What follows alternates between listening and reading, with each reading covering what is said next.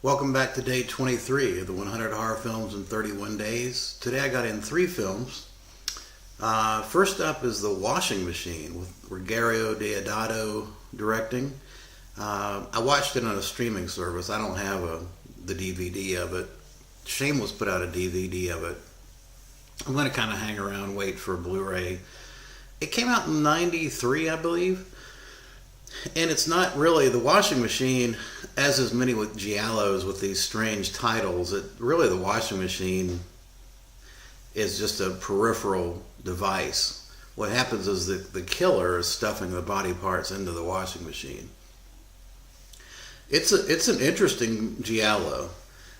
2 sisters, one's a prostitute or a kind of a she is a prostitute. I mean, she works at a strip club and picks up guys, and she's got a pimp. So that's all the elements of typically of a prostitute. But she and her sister have a strange relationship.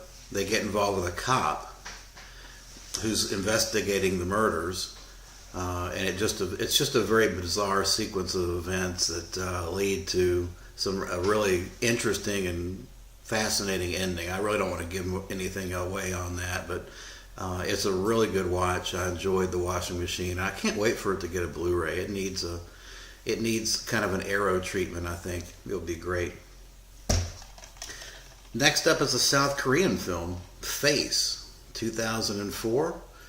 This is another interesting film, which it was hurt by the CGI, but I still liked it.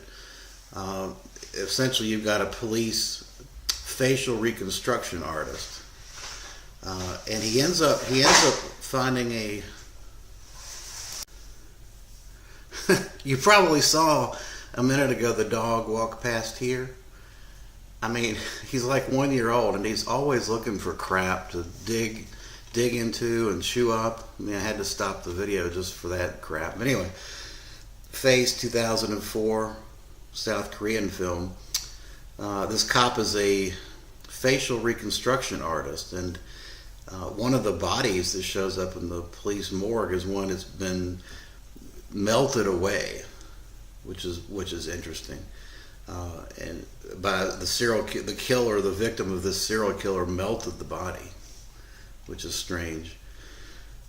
Anyway, you've got that. Plus, you've got a subplot with heart transplant going on, and some things that tie it together. But it's basically a ghostly with a lot of bad CGI. But the story was very interesting, and I thought the acting was good in it. But it was let down by some really bad CGI. But that's really between the mid '90s and early 2000s. You had a lot of bad CGI. So.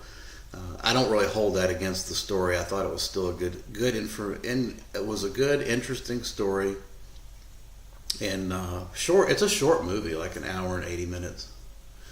Liked it a lot. 7 out of 10. And then I finished the day with a classic, John Carpenter's In the Mouth of Madness. I've got multiple copies of this. This is the Scream Factory Collector's Edition. And it's got a lot of what I think is new special features, a new audio commentary with the director, John Carpenter. I got to check that out. Sam Neill's fantastic in this. And this is one of those films that the more I watch it, the more I like it. I give it an 8 out of 10. I used to hover around 7, but I'm going to bump it up. I really liked it a whole lot. It gets better with time. Basically, it's a man's descent into madness. Sam Neill is researching the disappearance of this writer of these horror stories, and he ends up being part of the horror. He is the horror story, essentially.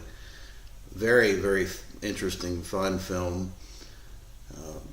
I think without Sam Neill, probably it wouldn't be what it is today.